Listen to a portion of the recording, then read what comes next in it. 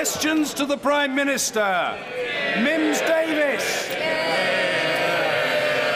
Number one, Mr. Speaker, please. Thank you, Mr. Speaker. Mr. Speaker, yesterday marked a momentous day for the family and friends of the 96 victims of the Hillsborough disaster. Over the last 27 years, their search for justice has been met with obfuscation and hostility instead of sympathy and answers. As I said to the House in 2012 about the Hillsborough Independent Panel's report, it's wrong that the families had to wait for so long and to fight so hard just to get to the truth. I know the whole House will want to join me in praising their courage, their patience and their resolve. They've never faltered in the pursuit of the truth, and we all owe them a great debt of gratitude. Mr. Speaker, this morning I had meetings with ministerial colleagues and others, and in addition to my duties in the House, I shall have further such meetings later today. Mims Davis. I would very much like to associate myself with the Prime Minister's important comments on the Hillsborough tragedy, along with members on all sides of this House, and pay tribute to the victims, their families, and the resilience of the campaigners who continue to strive for the truth in the pursuit of justice. In my constituency of Eastleigh, the service that GPs provide is crucial to people's daily lives, including St Luke's in Botley, who I've met with to highlight their important local value. Does the Prime Minister agree with me the recent key announcement of £2.4 billion of funding for GPs is only possible because of a strong Conservative majority government? My honourable friend is absolutely right. We made a choice to put £12 billion into the NHS in the last Parliament, £19 billion into the NHS in this Parliament, and we want to see strengthened primary care. Our vision is GPs coming together and having in their surgeries physiotherapists, mental health practitioners, other clinics, so people can get the health care they need, and we take the pressure off hospitals. That will only happen with a government that keeps investing in our NHS. Jeremy Corbyn. Thank you, Mr. Speaker. Yesterday, after 27 years, the 96 people who tragically lost their lives at Hillsborough and their families finally received the justice they were entitled to. I welcome the fact the Prime Minister has apologised for the actions of previous governments. I join him in paying tribute to all those families who've campaigned with such dignity, steadfastness and determination to get to the truth of what happened to their loved ones on that dreadful afternoon. I also pay a very warm tribute to my friends, the members for Liverpool Walton, Lee, Halton, Garston, Halewood and other MPs who've relentlessly campaigned with great difficulty over many years. I hope the whole House today will be united in demanding that all those involved in the lies, smears and cover-ups that have so bedevilled this whole inquiry will now be held to account. Last week, the Prime Minister told the House that he was going to put rocket boosters on his forced academisation proposals.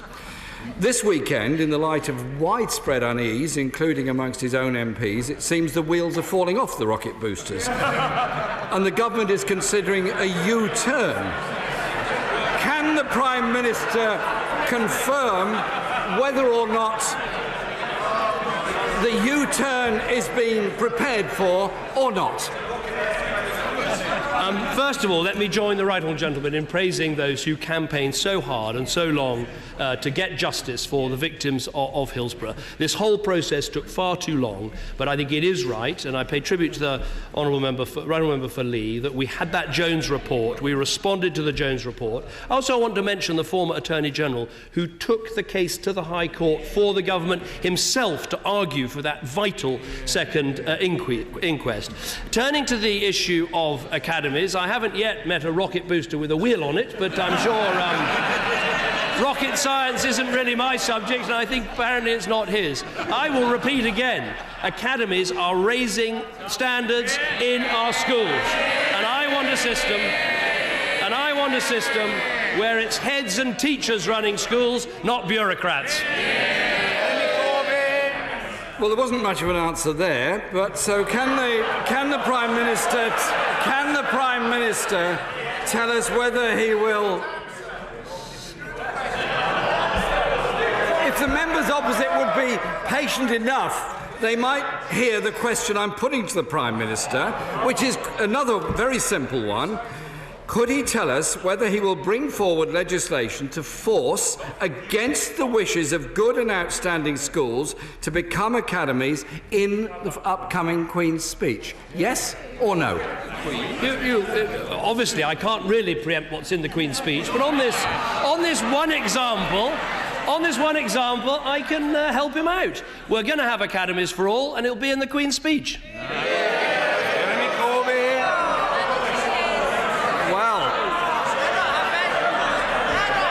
Mr. Speaker, we look forward to that, but there is still time for the U-turn, which I'm sure is at the back of the Prime Minister's mind. It's been reported that the government is considering allowing good local authorities to form multi-academy trusts. Ironically, this would actually give local authorities more responsibility for running schools than they have now, although the Prime Minister has previously suggested that local authorities are holding schools back. So why is this costly reorganisation of schools necessary for schools that are already good or outstanding? Why is it forcing it on them? Well, as I said last week, and it's good, I like repeats on television, I'm very happy to have them in the House as well. As I said last week, outstanding schools have nothing to fear from becoming academies, and indeed have a lot to gain. And just because a school is outstanding or good doesn't mean it can't have further improvement. Not least what we want to see is outstanding schools helping other schools in their area, often by being part of an academy trust. Now, he raises the issue about local authorities, but two questions so far, two very clear answers. Third question, third clear answer coming, so simmer down. Perhaps if you could deal with the anti-Semites in your own party, we'd all be prepared to listen to you a bit more.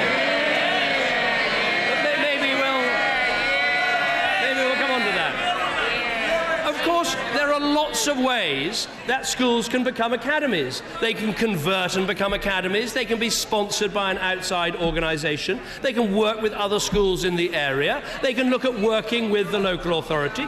Those schools that want to go on using local authority services are free to do so. I'm very clear. Academies are great. Academies for all is a good policy. What we're now seeing from Labour, I sense, is they're now moving in favour of academy schools. Perhaps when he gets his feet, he could say, does he favour academies or not? Jeremy Corbyn. Mr. Speaker, the Prime Minister will be aware that sometimes repeats on television get more viewers than the first time round. The Chief Executive of the largest academy chain in London, the Harris Academy, has warned that a far more fundamental thing that the Prime Minister should be worrying about, whether schools should become academies or not, is actually teacher shortages. The academies, Mr. Speaker, don't want this. Parents don't want it. Teachers don't want it. Governors don't want it. Conservative councils and MPs don't want it. Who actually does want this top-down reorganisation he's imposing on our education system? OK. Question 4, answer 4, here it comes. He says, who wants this? Well, let's start with Michael Wilshaw, the Chief Inspector of Schools. I don't know, I think someone quite worthwhile listening to.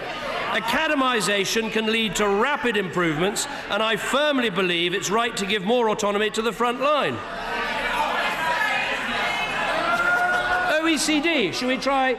They've been in the news today. We won't get too controversial. The OECD, I view the trend towards academies as a very promising development in the UK, which used to have a rather prescriptive education system, so they support it.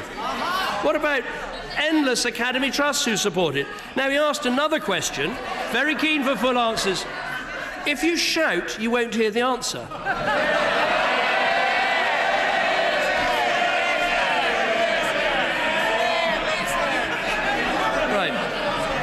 He asked about teacher shortages. The fact is, there are more school places and more teachers under this government than there were under Labour. Why? Because we've got a successful economy and we're putting it into our schools and our children's future. Mr. Speaker, there are, of course, still record numbers of children in oversized classes and in supersized classes, and that is getting worse. And if he is looking for support for his academisation proposal, he might care to phone up his friends, the leaders of Hampshire, West Sussex and his own Oxfordshire County Council, who are deeply concerned and opposed by it. He might care to listen to Councillor Carter, the Conservative chair of the County Council's network, who says the change will lead to a poorer education system. So why is he pushing it through with so much opposition, so much concern and such a waste of money when we should be investing in teachers and schools, not top-down reorganisation? Well, I'm glad he's quoting Conservative council leaders, and because they keep the council tax down and provide good services, I hope we'll see more of them in 10 days' time. Now, on teacher supply, just to be clear, 13,000 more teachers than 2010, to give a wholly accurate answer to his fourth question. Again he asked about who else would support academies. Let me quote Helena Mills of the Burnt Mill Academy Trust, because she said this: "I used to be very sceptical and resistant to academy status. But during the process of developing the academy, I've been increasingly convinced this is the way forward." That is what more and more people are saying. That is why 1.3 million more children in good and outstanding schools. That is why almost 9 out of 10 converter academies are good or outstanding schools. We're very clear on this side of the House. We back aspiration, we back opportunity, we back investment in our schools. We want every child to get the best. It's Labour that want to hold back opportunity and have one size fits all. Mr. Speaker, there seems to be a pattern developing here.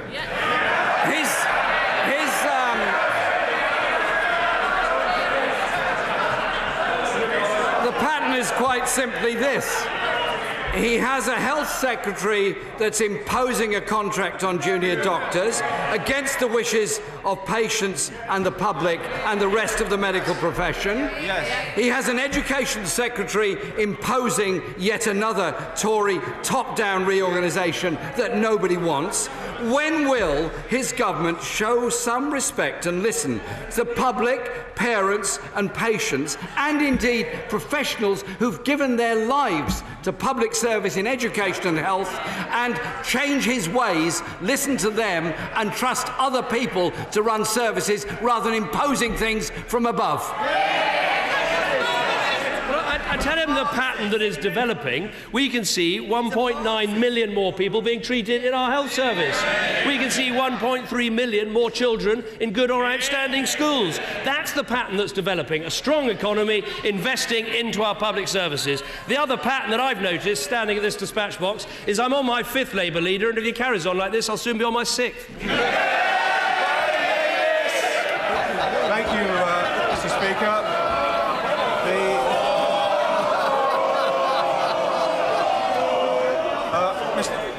Mr. Speaker, the government package to help potential buyers of the Tata Steel site in Port Talbot is substantial and befitting the tremendous bipartisan endeavours this government has undertaken to save the industry. It stands in stark contrast with the distasteful, disrespectful comments of Labour's policy advisor, who said that the steel crises had been good for Labour. Could I ask the Prime Minister whether there is any indication that the package could help expedite the sale of the site, which could provide the long-term viable future for Welsh Steel that we all hope for, and the workers who live in my constituency of Gower? Well, I want to thank my honourable friend for welcoming me to the Gower yesterday, and before coming to his constituency I visited Port Talbot and I met with the management and with the trade unions, had a very constructive discussion. And I did actually meet the Conservative leader, Andrew R.T. Davis, who does an excellent job in the Welsh Assembly. So, look, if you want to be Speaker, you better stop interrupting everybody. It's not going to get you any. It's not going to get you any votes. Right? Little tip. little tip for you there. There's a serious point, which is the areas where we can help. We can help in power, we can help in procurement, we can help on the issue of pensions. So there's a very constructive conversation going on. But I say again from this dispatch box, while I want to do everything we can to secure the future, not only for Port Talbot, but also for Scunthorpe and steelmaking in Britain, we're coping with a massive oversupply, a collapse in prices from China. So we must do all we can. There's no guarantee of success, but if we work hard, get a proper sales process, and get behind it on a bipartisan basis, we can see success here. Angus Robertson. Following the Hillsborough inquiry, we join in all of the comments that have been said thus far in relation to the families and paying tribute to all of the campaigners for justice. Mr. Speaker, last night the government was defeated for the second time in the House of Lords on the issue of refugee children being given refuge in the United Kingdom. There are many members of that House, as there are many members of this House, in all parties, including the Prime Minister's own side, who would wish us to do much, much more in helping providing refuge for unaccompanied children in Europe at the present time. Will the Prime Minister please reconsider his opposition and stop walking on by on the other side? I don't think anyone can accuse this country of walking on by in terms of this refugee crisis. Let's be very clear. Let's be very clear about what we've done. First of all, taking the 20,000 refugees from outside of Europe, which I think has all party support. Second of all, last week, announcing the further 3,000 principally unaccompanied children and children at risk from outside Europe that we will be taking. Third of all, of course, in our normal refugee procedures, last year we took over 3,000 unaccompanied children. But where I disagree respectfully with their Lordship's House is those people who are in European countries are in safe European countries. To compare somehow children or adults who are in France or Germany or Italy or Spain or Portugal or Greece, to compare that with children stuck in Nazi Germany, I think is deeply wrong, and we'll continue with our approach, which includes, by the way, of being the second largest donor of any country anywhere in the world into those refugee camps. Thank you, Mr. Speaker. Just as in the 1930s, there are thousands... There's no comparison, Mr. Speaker, apparently. Apparently, there's no comparison between thousands of children needing refuge in the 1930s and thousands of children in Europe at the present time. Yes. Order! I'm not interested in somebody yelling out their opinion of the honourable gentleman's question. This is a home of free speech. The honourable gentleman and every other member will be heard however long this session takes. It's very clear. Mr. Angus Robertson. Thank you, Mr. Speaker. Europol estimates that 10,000 unaccompanied children in Europe have disappeared. This is an existential question about the safety of vulnerable children. The Prime Minister thinks it is not the responsibility of the United Kingdom to help unaccompanied children in Europe. So I ask him, who has the moral responsibility to feed them, to clothe them, to educate them and give them refuge, if not us and everybody in Europe? Let me answer that very directly. First of all, any unaccompanied child who has direct family in Britain on claiming asylum under the Dublin regulations can come to Britain, and quite right too. But he asked the question, who is responsible for refugees? The person who's responsible is the country in which they are in. And look, I want Britain to play our part, but you have to ask yourself, do we do better by taking a child from a refugee camp, or taking a child from the Lebanon, or taking a child from Jordan, than we do taking a child from France or Italy or Germany? And as I said, to compare this to the 1930s is frankly to insult those countries who are our neighbours and partners. Thank you, Mr. Speaker. ATP Industries Group, based in Cannock Wood, are one of Europe's largest independent remanufacturers of automated transmissions and vehicle electronics, and were last week awarded a Queen's Award for innovation. ATP export goods across the globe, with their international trade increasing by over 50% last year. Will my right honourable friend join me in congratulating ATP, and will he set out what the government is doing to support exporters reach new markets? I certainly join my honourable friend in congratulating ATP. It's very difficult to win a Queen's Award for export, so they do deserve praise. What we need to see in our country is we currently have 1 in 5 SMEs that export. If we could make that 1 in 4, we would wipe out our trade deficit. We're encouraging that through the work of UKTI, but we're also encouraging it, as I saw yesterday in South Wales, by encouraging reshoring, by getting the supply and components industries, for instance, for the automotive industry, to come back on shore and come and invest in Britain. Drew Hendry. Thank you, Mr. Speaker. In my constituency, the Zieldorf family have lived and raised their family in the small village of Lagan for many years. Despite full cooperation, they faced an uphill and fruitless battle with the Home Office, had their driving licences revoked and are being forced out of the community they've served and invested in by a technicality around their business, the local shop. Will the Prime Minister look into this grossly unfair situation and work with me to achieve justice for this family? Well, I'll certainly have a look at the case that he mentions if he lets me know the names and the nature of the issues, and I'll make sure the Home Office look at it urgently.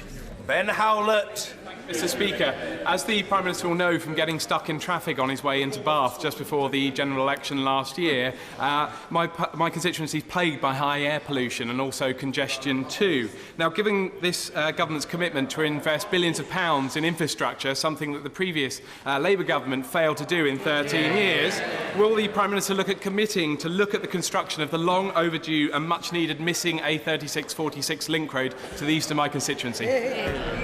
Well, I'll certainly have a look at what my honourable friend says. He makes an important point, because some people think that if you care about air quality, there is no room for any road building. But of course, stationary traffic is much more polluting than moving traffic, and we have to make sure the arteries that serve all our constituencies are open. So I'll look carefully at what he said, but at the same time, we should recognise that air quality is improving. Nitrogen oxides are down 17% over the last 4 years, and we want to do more by introducing the Clean Air programme.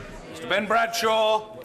With the United Kingdom facing our most momentous decision for a generation in 8 weeks' time, does the Prime Minister think it makes more sense for us to listen to all of our closest friends and allies around the world, or to a combination of French fascists, Nigel Farage and Vladimir Putin?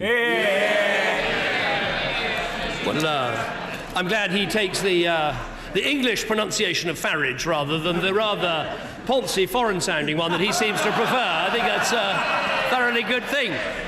Look, obviously, I think we should listen to our friends and our allies. And as I look around the world, it's hard to find the leader of a country that wishes us well, that wants us to do anything other than stay inside a reformed European Union. Tom Tugendhat. Mr. Speaker, the new ISAs announced in this year's budget are very welcome. They'll help people save for homes and for retirement. But as my right honourable friend will have seen in this morning's City AM, hidden fees can strip as much of a third off the gains a pension could make over a lifetime. Can the Prime Minister tell me what this government is doing to ensure firms investing people's hard-earned savings reveal all the fees they charge, so that people know exactly what they will pay and can choose the investment that is best for them? Well, my honourable friend has fought a long campaign about this, and quite rightly so. I think one of the things that saps people's enthusiasm for investing in savings products is just a sense that they don't understand the fees and charges and don't know how much they're going to get out of them. What we've done is, since last April, trustees of defined contribution pension schemes have to report charges levied on members, and the Financial Conduct Authority are committed to making regulations with us during this Parliament requiring the publication of more costs and charges. So we've given ourselves the legal duty to do so, but I'm sure he'll be pushing us all the way to make sure it happens. Marion Fellow. Thank you, Mr. Speaker. The Prime Minister and his government did next to nothing to save the Scottish steel industry. It was left to the Scottish government to do that. Good job too. Now the UK government is breaking the promises made by both Tories and Labour to protect the Scottish shipbuilding industry. Why does the Prime Minister think that Scottish jobs are so expendable? Frankly, the Scottish Government and the UK Government should work together. And one of the things we should work together on is procurement. And it is worth asking how much Scottish steel was in the Forth Road Bridge. Zero. None. Absolutely nothing. Yes. What a contrast. What a contrast with the warships that we're building, that of course we wouldn't be building if we had an independent Scotland. So we back the steel industry with actions as well as words. Suella Fernandez! Thank you, Mr. Speaker. Order. The House is excitable, but it must simmer down. We must hear the Honourable Lady. Suella Fernandez. Hatred and ignorance lie at the heart of anti-Semitism. That's right. And when those in public life express such views, they denigrate not only themselves, but also the institutions to which they belong. Will my right honourable friend please reassure this House of his commitment to fighting this vicious form of prejudice? I think it is very simple. Anti-Semitism is effectively racism, and we should call it out and fight it wherever we see it. And the fact that, frankly, we've got a Labour Member of Parliament with the Labour whip who made remarks about the transportation of people from Israel to America and talked about a solution and is still in receipt of the Labour whip is quite extraordinary. Let me just tell you what the Shadow Chancellor said about these people. Out, out, out. If people express these views, full stop, they're out. People might be able to reform their views and the rest of it. On this, I can't see it. I'm not having it. People might say, I've changed my views. We'll do something in another organisation. And frankly, it'll be too many hours in the day before that happens to the MP in question. My constituent, Joseph Brown-Larty, was killed at the age of 25 by an 18-year-old driving a hire car without a licence, driving at 80 miles an hour in a 30-mile-an-hour zone. The 18-year-old was convicted of causing death by dangerous driving and received a sentence of just 6 years, of which he'll probably serve 3. 2 weeks ago, myself, along with Joseph's family, delivered a 20,000 signature petition calling for tougher sentences for causing death by dangerous driving. Does the Prime Minister agree with me that sentences for these crimes are too lenient? And when can we expect to get a response to our petition and get justice for Joseph? Well, I have every sympathy with the family in question. I had an almost identical case in my constituency where a young girl was killed by a dangerous driver. The maximum sentence is 14 years, so the courts do have the ability to sentence more, but I know how what this means to the families. I'm making sure that the Minister for Roads is looking again at all of these issues in terms of dangerous driving, and I'll make sure that the case she mentions is taken into account as well. Mike Wood. As birthplace of the Industrial Revolution, Dudley is proud of its heritage, but we need economic stability to deliver a prosperous future. Will the Prime Minister come to launch the new enterprise zone in Brierley Hill to look at how we can attract more investment, create new jobs, and develop the highly skilled workforce our community needs? Well, I will look very carefully whether I'm able to do that, because we support the industrial regeneration of the Black Country. The truth is, enterprise zones have been a success. They've created nearly 25,000 jobs, attracted over 630 companies, and secured $2.4 billion of private sector investment. A lot of the delivery of enterprise zones has involved a lot of hard work by local authorities, and I pay tribute to them, and I wish them well in the Black Country. Judith Cumming. Thank you, Mr. Speaker. Given the strategic and economic importance of the M62 corridor to the Northern Powerhouse, can the Prime Minister give me and the people of Bradford his commitment to the electrification of the Calder Valley line and lend his support for the great city of Bradford to be a fundamental part of the proposed Northern Powerhouse rail? Well, we have made commitments on electrification in terms of north-south lines and indeed east-west lines. I have to look very carefully at the proposal that she makes, but we want everywhere, Bradford included, to benefit from the Northern Powerhouse. John Stevenson. Thank you, Mr. Speaker.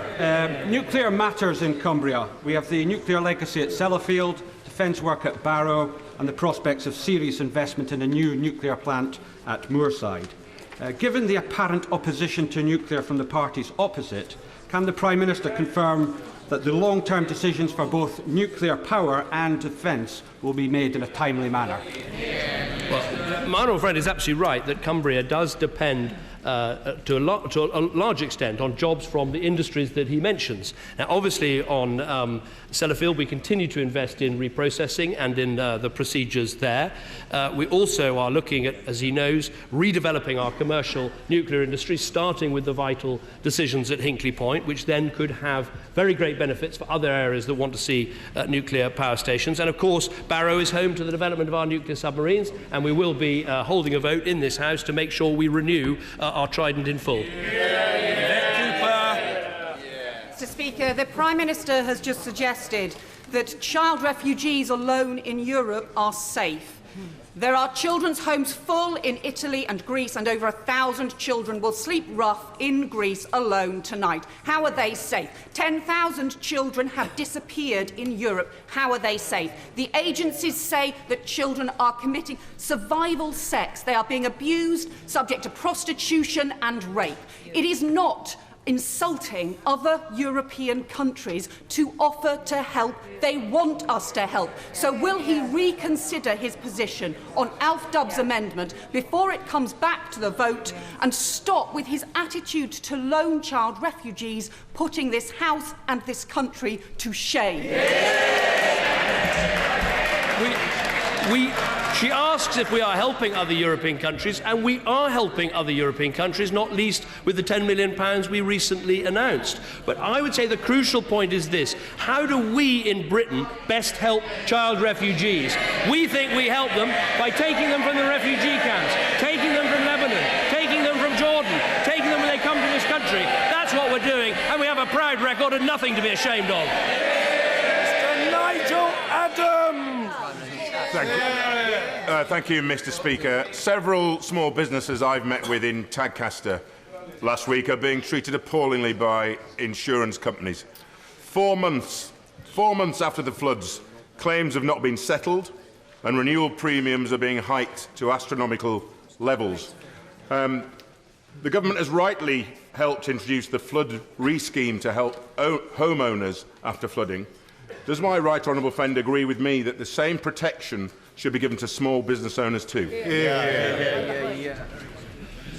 First of all, I absolutely recognise the problem that he lays out. When my constituency was badly flooded, some insurance companies paid out very quickly, others were not so fast. I understand that when we look at what happened during the winter, we got 82% of claims that have been paid out. But what I would say to him and to other colleagues is, where you have specific examples, the Secretary of State for Farming, Food and Rural Affairs would be very interested to see them, so we can get on top of the insurance industry.